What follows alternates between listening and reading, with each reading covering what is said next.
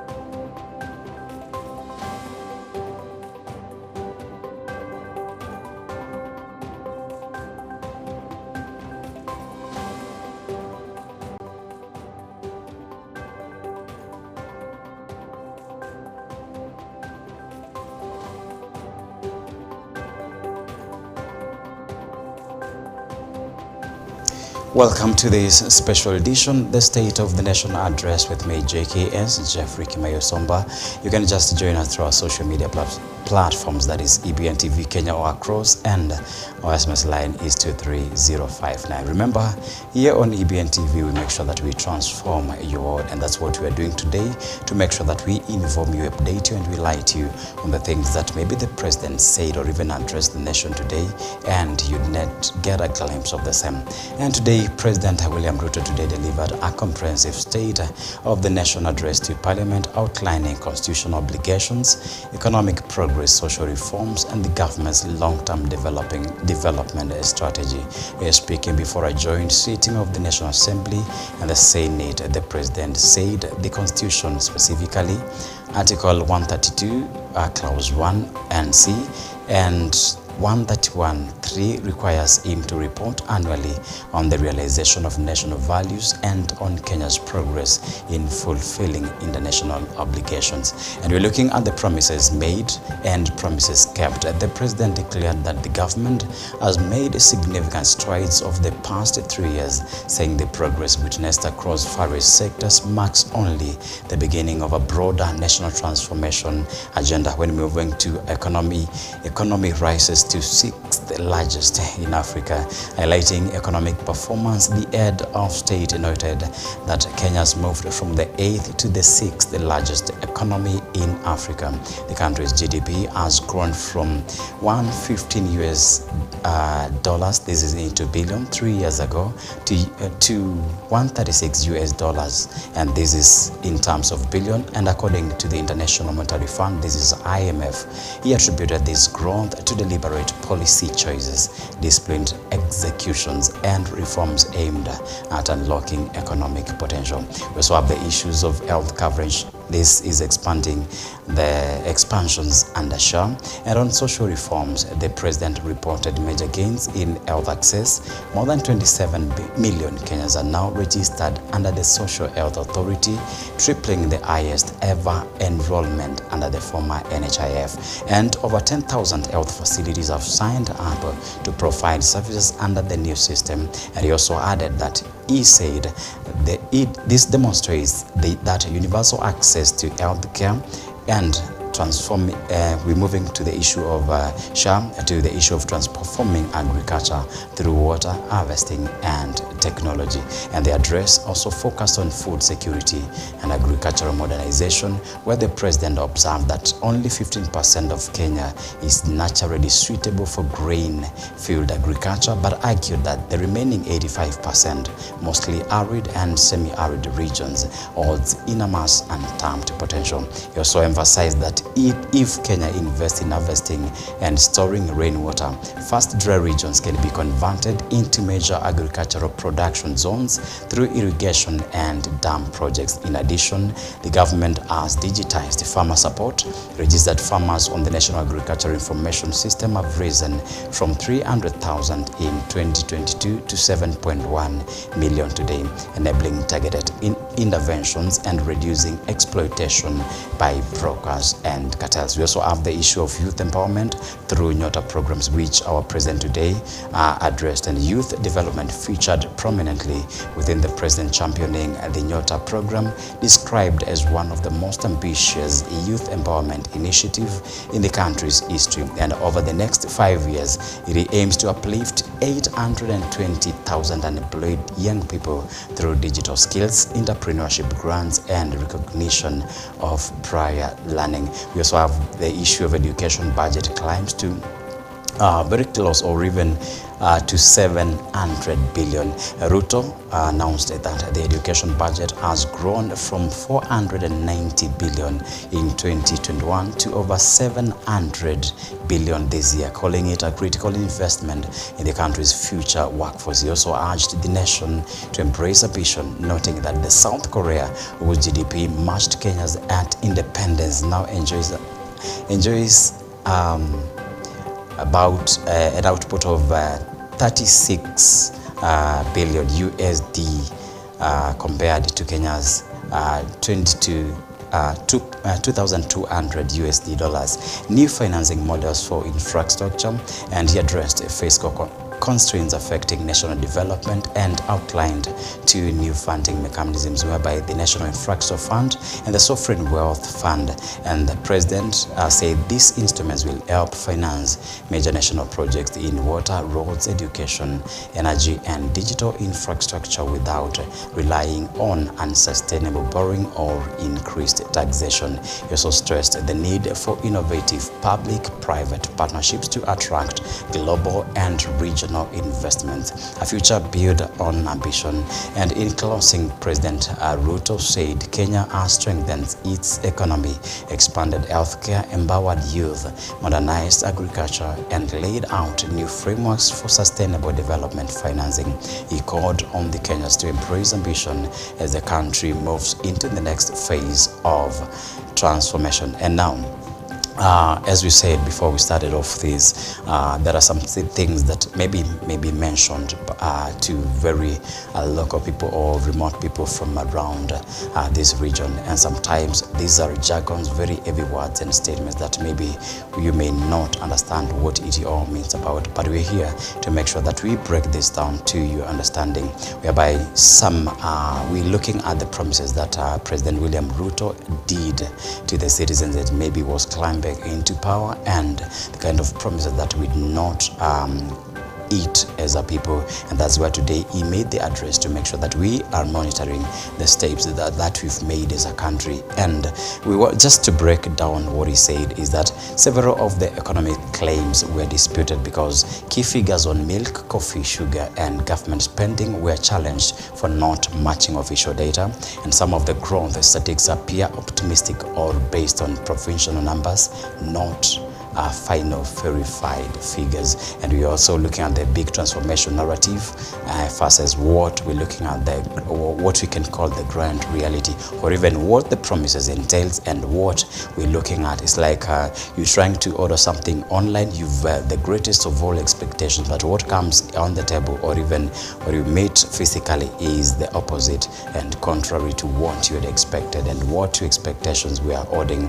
And the address painted a picture of major progress, and this is digitization, agriculture reforms, service and expansion, but independent analysis shows limited feasible impact for ordinary people. The lived experience of most Kenyans, prices, jobs, local markets does not match the upbeat tone. And we also have the cost of living concerns remain unaddressed, whereby what we're looking at or even what we do, and as I said that President William Ruto has been in place for a very long time. He's been actively in politics with Uhuru Kenyatta for 10 years, and what we normally do constitutionally changing a leader to a different leader is that we may change what the leader laid into their manifesto, and we relied too much and heavily on the manifesto, but we not see anything coming into the manifesto. So that is why, and we do a civic responsibility to vote, and it's a right even to make sure that we vote and make sure that we put out or even put off a leader that we don't want, or even a leader that has not been performing well. Then we put in and erect a leader that is ready to serve the people. And we're looking at some of the things that are very crucial and very basic to a common mwananchi that were not addressed today.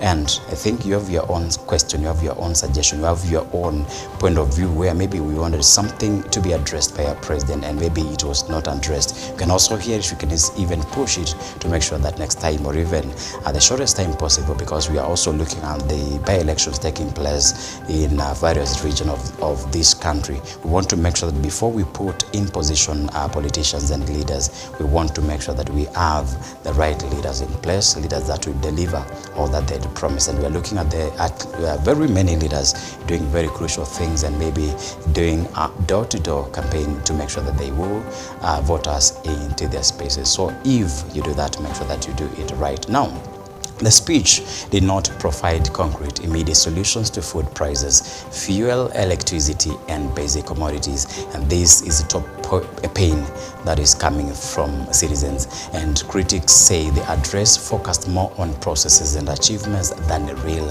relief. Some achievements appear overstated, checks refilled, inconsistencies between what we presented as success and what sector data reflects. This raises questions about whether the government is inflating progress to maintain a positive narrative. And we have the issue of accountability pressure, which is increasing, and analysts challenged several claims publicly, signaling that the official narrative is being scrutinized more aggressively than before, and Kenyans are encouraged to verify rather than accept political statements at face value. We have the issue of trust, where trust gap between government statements and citizens' experience, and many feel the speech lacks practical value for everyday Kenyans, and the gap between rhetoric and reality risks weakening public confidence. And I think the last one, we have the issue of political messaging outweighed citizen-focused solutions, and the address was viewed by some commentators as heavy on justification of policies and light on addressing current frustrations. Citizens expected clearer commitments on security, economic hardship, and governance issues. So as I said, that when we see it as a people, we need to gauge and we need to put in place and into view what the leaders have been doing as far as their promises are concerned. When it comes to the official campaigning period, they come to your place and they make sure that they lure you in to what they feel is the right thing for you to do, and they normally don't do as they are supposed to do.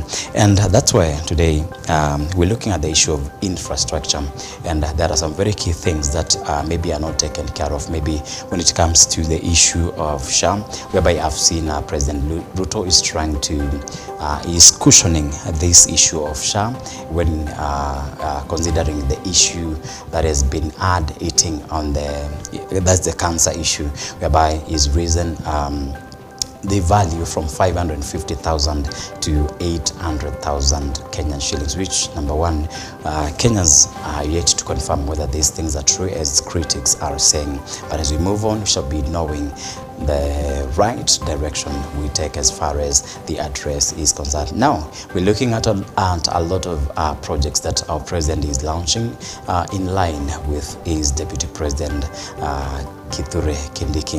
And I just want to read some of the things that some of the roads that is just launched today. And the issue of launching today is a big broader, because this is just not one-way road. There are roads that have been in use for the longest time possible, but they are going to be dulled. So here is Kenyans, we just looking at the address, then waiting to see what happens as far as the launching of these roads to be dulled, how it takes shape.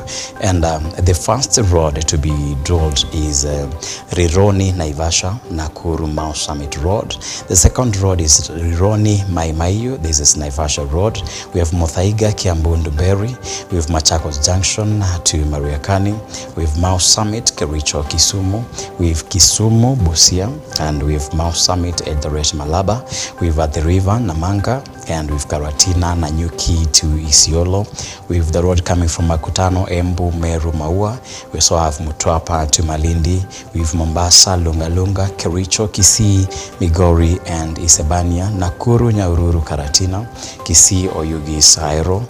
We have the Northern Bypass, James Kishuru Road, Bomas, Karen Ngong. We have Bomas, Ongatarongai, and Kiserian. We have Ngong, Isinya. And the last road is Naivasha Kikuyu Road. So, as we said, once you vote, what makes developments comes into your place is the taxes and the revenue that we give to the government.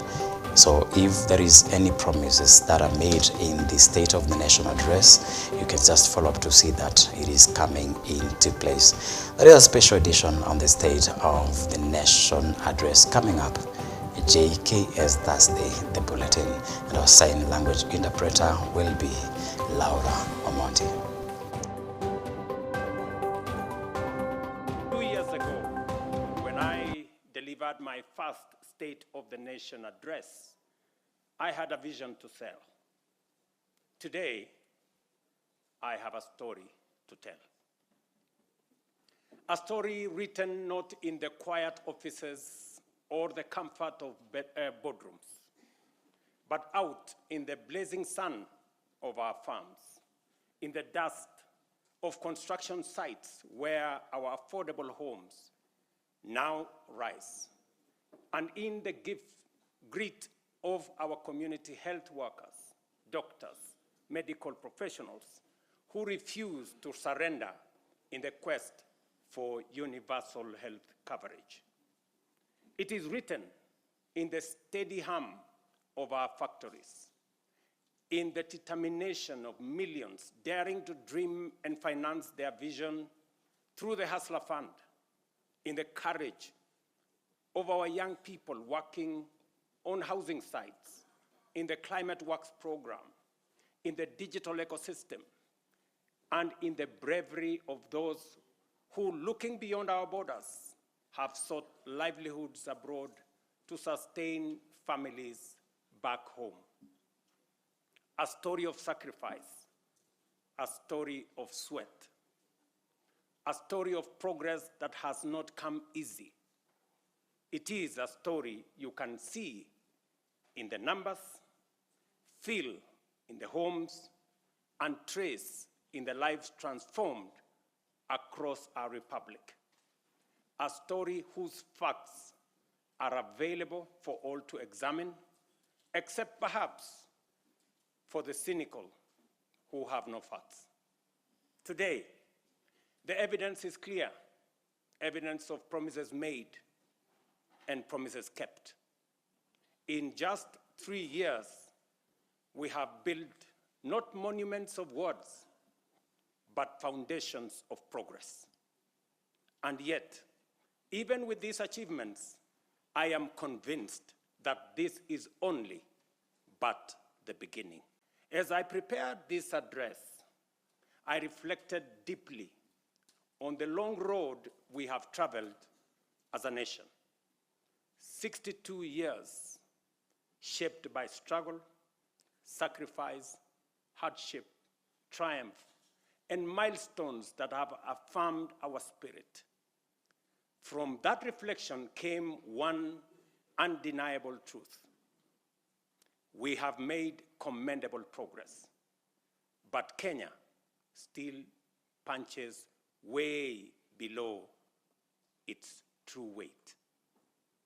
This nation has the talent, the resources, and the spirit not just to improve, but to leap and to make the transition from a developing country to a developed one within our lifetime. That is why I speak today with full conviction that history has summoned this generation, our generation, at such a time as this, to a higher purpose. Some eras are shaped by events. Others are defined by the decisions a nation makes.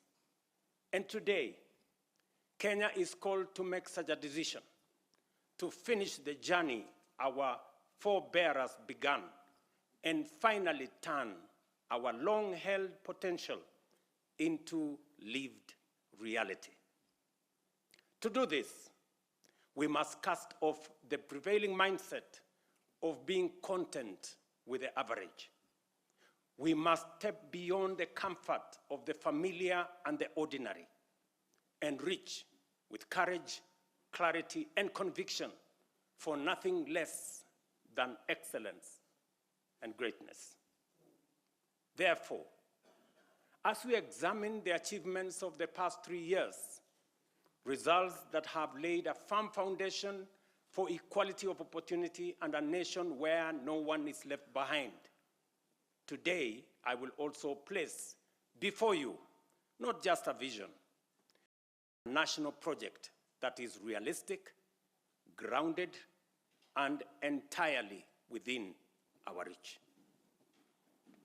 A vision not just to grow, but to transform.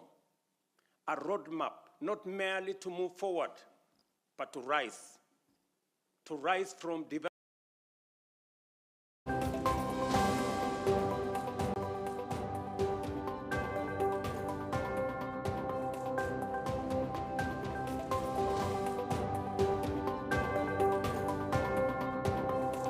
And as you can see from your screens, that is what has been happening throughout the day, and this concerns the State of the Nation address from our very own President, Dr.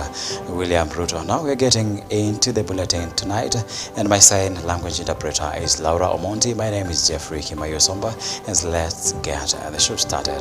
President William Ruto today delivered a comprehensive State of the Nation address, outlining what he described as major economic recovery strides, sweeping sectoral reforms, and a transformative roadmap aimed at turning Kenya into a fully developed nation within a single generation. Addressing a joint sitting of the National Assembly and the Senate, the President said his administration inherited an economy in severe distress, but has since managed to stabilize it while laying firm foundations for long-term national transformation. According to the President Ruto, when he assumed power, the country was grappling with a rapidly deteriorating economic environment. The Kenyan shilling was in sharp decline. Foreign exchange reserves had sunk to historic lows, and debt servicing was consuming more than half of our national revenues. At a time like this, in 2022, Kenya was in distress. Inflation had soared almost to double digits. A fuel shortage threatened to paralyze our economy as oil marketers struggled to access dollars. the shilling was in free fall. Foreign reserves had hit historic lows. Debt service consumed more than half of our revenues. Confidence, both local and foreign, had waned. International analysts warned that it was no longer. President William Ruto has revealed that more than 27 billion Kenyans have already registered under the Social Health Insurance SHA program, emphasizing the government's commitment to ensuring that health care services are accessible and affordable for all. Speaking at Parliament buildings, President Ruto told the nation that this milestone is crucial in achieving universal health care, allowing millions of Kenyans to receive quality medical services without facing heavy financial burdens. The president compared the SHA program with the former NHIF, describing SHA as a superior system because it benefits a larger number of citizens. We have undertaken the most ambitious transformation of health systems since independence. Reforms rooted in equity, powered by innovation, and guided by a simple conviction that every Kenyan, wherever they live and whatever their means, deserves equal care. 27 million Kenyans are now registered in SHA, more than triple the number ever reached by the former NHIF. This is a demonstration that leaving no one behind was and is not a slogan. It is a promise on course to fulfillment. Additionally, more than 10,000 health facilities across the country have signed in to serve under this new system. But honorable members, real health care begins long before patients reach a hospital. The Principal Secretary in the Ministry of Health, Mary Muthoni, has urged Kenyans to maintain cleanliness in their homes, noting that many diseases can be prevented by observing proper hygiene practices. Speaking during a health budget meeting with officials from the ministry, Muthoni stated that the government has put in place comprehensive strategies to ensure that quality healthcare services are accessible to all and remain affordable. Of the Primary Healthcare Fund is non-negotiable. Again, the Emergency and Chronic Illness Fund is equally non-negotiable, and it is done through the Exchequer. It would be paramount that while you are working in Nairobi, nobody calls you from your village to tell you to give you money for registration at a facility. It should be free. It is free. And therefore, the government has a commitment to keep putting in money for primary health care fund. And a union of scholars from North Samburu's Nyiro region has praised President William Ruto for granting the community a new administrative unit, the Nyiro sub-county. The residents are now urging the government to speed up the process of publishing the sub-county in the Kenya Gazette and deploying government officials so that the service can officially begin in the area. According to the scholars, the establishment of the sub-county will significantly ease access to government services for the local population compared to the challenges they experienced previously. Express our sincere appreciation for your executive order designating Nyiro as a sub-county during your recent development visit to Samburu County. This decision represents a significant milestone for our community and upholds the principles of inclusivity and constitutional governance. After more than 30 years of Nyiro serving as a division with key administrative and social responsibilities, this elevation is both timely and transformative. Kwa yale ambayo ametufanyia, sisi tukiwa watu wa Nyiro tunafurahia sana kwa yale ambayo ametutendea. Na sisi tunasema pia tukiwa kama wamama, hiyo ni maendeleo ingine pia sisi tumeachieve kutoka kwa president wetu. Huduma kama ya kipande watu wataweza kupata kwa urahisi, watu hata kuandikwa kazi. Kwa sababu siku hizi kazi hata inaandikwa kwa masub county. Itaweza pia kusaidia wananchi huko waweze kuandikwa kazi. Watu wengi vijana huko wako katika hali ya mambo ambaye haitufurahishi sisi kama wazazi, kwa sababu hawezi kufika Baragoi ili waweze kuandikwa. Kaunti ya Ngiro iwe gazetted, na maombi yetu ambaye sasa tunajua haitakuwa na kazi yoyote ambayo inaweza fanyika bila kufanywa kisheria gazettement. Na maombi yetu kama professionals ifanywe kwa haraka na tutafurahia. This is a great initiative kwa sababu I'm very sure developments zitakuwa juu sana huko side yetu ya South ama Nyiro kwa ujumla, na tunaomba tu we make ikuwe gazetted. And shifting gears to a different story, a strong warning has been issued by Security Minister Kipchumba Murkomen to residents of the Marakwet East constituency in Elgeyo Marakwet County against participating in acts of female genital mutilation (FGM). Speaking at Kapchebua, Minister Murkomen noted that security agencies in the area have agreed on measures to tackle FGM cases and have warned areas against protecting those who carry out the harmful practice. He stressed that anyone found informed will face strict legal action. Mambo ya FGM, it is only in Marakwet East. So, County Commissioner yuko hapa. We have our new Deputy County Commissioner ambaye ni DC wetu wa Marakwet East amekuja. Tunataka nichukue nafasi kama mjumbe wa area nikukaribishe.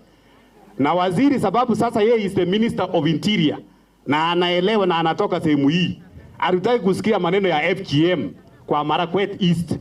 Na waziri, ule mtu akipatikana ama mama akipatikana hapa na maneno ya FGM, hata kama ni shangazi yako, sababu mimi na wewe tuko na relatives hapa, waambia County Commissioner aweke cell wote. Maneno ya FGM kuna sheria.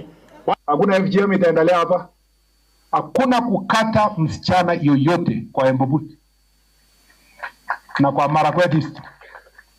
Disemba inakuja, mama mwenye anashika kisu na mzazi mwenye anashika mtoto yake kupeleka chondoni msichana ati anaenda kukatwa, huyo mama atashikwa, ule mama anakata yeye atashikwa na ataenda kupelekwa kotini na tupeleke yeye sel huko na tupeleke jela, ataenda kukula maharagwe akijifunza tabia mzuri kwa sel. And as the world observes Universal Children's Day, Gender, Culture and Children's Services Minister Ann Cheptumo has proposed legal reforms to ensure that perpetrators of child abuse face life imprisonment. Speaking at the official opening of a specialized children's court established in collaboration with a non-government organization in Kilifi Town, Minister Cheptumo noted that most cases of child abuse are committed by individuals close to the victims within their communities. She further highlighted that many cases failed due to insufficient evidence, often resulting from inadequate environments for collecting testimonies. Minister Cheptumo emphasized that the government and various stakeholders need to strengthen collaboration to implement initiatives that will improve service delivery for children and protect their rights.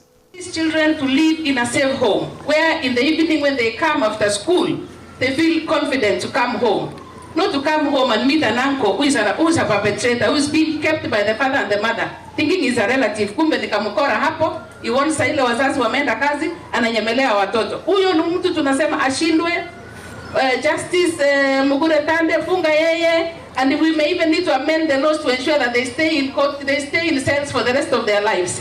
These empty rooms that were once court cells were transformed into a sanctuary, a warm and colorful environment where a child can hold a toy, sit comfortably and speak their truth with courage. This courtroom is a testament to what is possible when government, civil society and community works together with one shared purpose, which is to protect the future of our children and to restore hope and dignity. Kwa watoto wote wa Kilifi, this place is for you. May you always remember as you walk in here that your story is honored, that healing is for you, and that hope can be restored. We have all the three arms of government ziko hapa. Sote pamoja tushikane, multi-sectorial approach, tuhakikishe ya kwamba hawa watoto wamelindwa, hawa watoto wamependwa na maelekezo. In a show of commitment and determination for change, DCP party leader Rigathi Gachagua made a surprise visit to the Mulechake Muguka market, demonstrating his strategy to rally voters behind Newton Kariuki, popularly known as Karish, for the upcoming Mbeere North parliamentary seat. During his morning tour, the former deputy president visited the villages of Munandari and Witwa in Dawa ward, engaging with residents and endorsing his preferred candidate. In his discussions, Gachagua emphasized that after listening to the community and understanding the challenges facing the Muguka trade, it was clear that Mbeere North needs a selfless representative, someone capable of defending the interest of local produce markets and ensuring fair prices. Tunahitaji mbunge ya upinzani kwa sababu mbunge wa serikali hawezi tetea kasi, ndio? Ndio. Umeona huyu mkoje anang'ang'ana peke yake. Si ndio? Mkiongeza Karish wakuwe wawili hapa Embu. Atibu ndo ito. Igwo. Mbogwe kwa huo. Mbogwe kira tena. Ano. Andi mbogwe ya pesa ni soprano. Ya ukura. Ya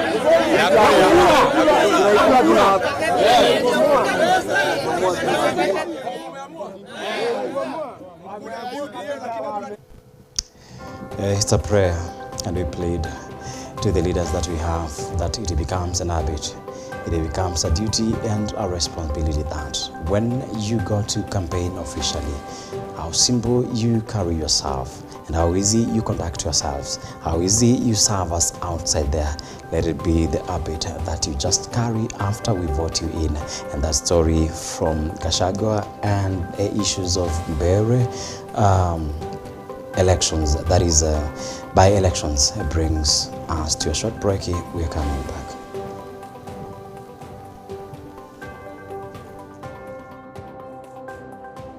Moving on, religious leaders and other stakeholders speaking at a meeting organized to discuss the challenges posed by drugs misuse.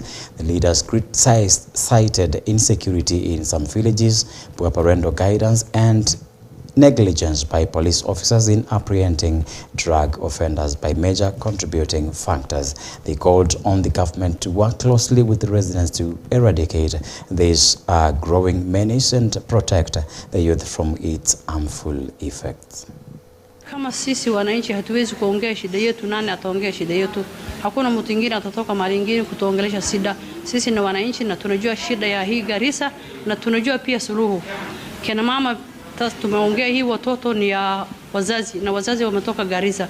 Kila mzazi akanye mtoto yake akuwe na mtoto ambaye akona adabu.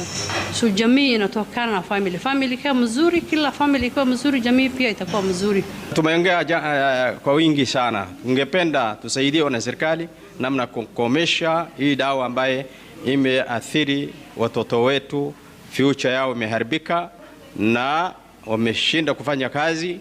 Tungependa tusaidiwe na sisi pia tuweze kushikamana na serikali yetu ili tuweze kupunguza mambo haya ya dawa ya kulevya. Wazazi pia wajue watoto yao wanaletea pesa, wametoa wapi hiyo pesa? Watoto yao wanaenda wapi? Watoto yao wanachelewa wapi? Sio ati mtoto yao amekuja ameletea pesa, mama umetoa wapi pesa? Umeniletea vipi? Ukatoa wapi? Na mimi pia nijue mtoto wangu amefanya kazi wapi, ameniletea pesa. Nisikule kila pesa mtoto ameniletea. Long-distance drivers using the Kisumu-Busia highway as well as the Eldoret road to Malaba have raised concerns over deteriorating security along these roads. Drivers reported frequent theft incidents while waiting in queues to clear their cargo at the border. Speaking at a truck queue in Busia town, they urged the government to find a lasting solution to the persistent traffic congestion and security risk at the Kenya-Uganda border. Stakeholders in Busia business sector have also called on the government to complete the construction of truck parking facilities at Mundika near Busia to ease congestion and enhance border operations. Kwa hii barabara ni jam kama leo tumefika hapa, nimetoka Kisumu asubuhi. Tunaweza kukaa kwa jam kuanzia asubuhi mpaka jioni, hata mpaka saa zingine usiku. wezi ndio tena wanatuibia dipstick za kupima mafuta. Hii waya ya ABS wanakata kwa hizi magari, sijui wanapeleka wapi. Overlapping inakuaga, lakini inategemea hiyo, most of the time inategemea matengi zina overlap, zingine zinavalabishwa na polisi.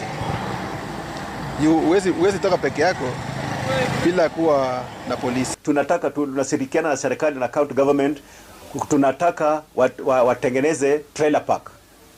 Trailer park ndio tunataka watengeneze vizuri. Kwa hivyo sasa hii mlolongo ya magari yote watakuwa wana park, alafu tuwe na hapo kwa trailer park hapo tutakuwa wametengenezwa abolition block mzuri, wale ambao wanaweza kuoga na wana park. Sasa ile clearing inafanyika at once, sasa watu wanapita kwa njia mzuri.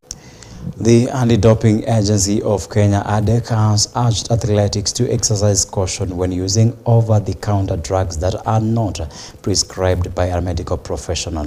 ADEC noted that some products are used without knowledge of their potential risks, which could endanger athletes' careers. The agency encouraged all athletes to consult registered doctors and follow established health and sports guidelines to safeguard their professional future in athletics. Fika hapa sababu ya mafunzo, tukiwa target hawa wa football, na pia tunazingatia hata wale wa basketball, hata wale wa volleyball, na in the course of this week pia tutaweza kuongelesha wana coaches wao, ndiposa hao mwanamchezo huyu aweze kuwa amelindwa vizuri na ameangaliwa vizuri, ndiposa asiende kuingika katika hali ya kutumia dawa ambazo zimekataliwa. Pia tunataka kuwahamisha kwamba ni kawaida kwa mwanamchezo yote kuchukuliwa sample za doping control. Kwa hivyo wasiwe na wasiwasi, wasiogope, wasiwe na hali ya kukatama, kukimbia wanapoona wale watu wa anti-doping, lakini wajue kwamba ni katika hali ya michezo kwamba wataweza kutestiwa at any time. And the Nyeri High Court has ruled that the Mutitu Water Self-Help Group is the rightful owner and manager of the Mutitu Water Project, ending a 15-year-long dispute over one of the region's key water distribution systems. In his judgment, Justice Dennis Magare Kizioto noted that the project was unlawfully taken in 2010 by the Mutitu Water and Sanitation Company, Mwasco, despite being initiated, built, and expanded by local residents through their personal contributions and volunteer efforts. The judge ordered Mwasco to immediately hand over management and operations of the project to the community group that originally established it. Mutitu Water Project Self-Help Group is a legitimate group to run Mutitu Water. In order to cancel the alleged defunct, I put it in a quote, is dismissed. A prayer for general damages lacks merit and is dismissed. Awarded costs to the self-help group and issued a permanent injunction against Mutitu Water and Company and the agents from dealing with, in any manner whatsoever, with Mutitu Water Project by the legitimate officials of Mutitu Water Self-Help Group. Kesi imefika tamati na tumekuwa na ushindi mkubwa. Ushindi mwenye umeonyesha kwa ukubwa kweli mwenye maji ni nani, na mwenye maji ni mkaaji wa Nailutia wa Mugonda na memba wa Mutitu Self-Help Group yenye imekata kaunti 3. Imekata Nyandarua, imekata Laikipia na iko hapa Nyeri. Kwa hivyo sasa hii ni dhihirisho kubwa kuwa mwananchi wa kawaida ako na sauti kwa hii project. And on interesting stories and information that we are to give you from EBN is that we've been nominated for Tukuza Awards as the best Christian TV and station of the year. Remember, we have Radio Mshindi, we have EBN TV. Now, to vote for EBN TV, just do a pay bill number, which is 4141245, and the account number or nominee ID is TK456. And for Radio Mshindi is the same pay bill number, which is 4141245, and the nominee ID is TK457. The pay bill number is the same, 4141245.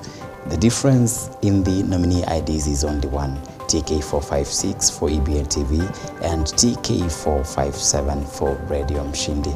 Now, I used to hear of a story and sometimes it's a cautionary and a precautionary story, or even something that could warn you from just doing something or even engaging yourself into something that you've placed in an example of 2 world reserves, whereby one of the smallest world reserves has or even consists of buffaloes.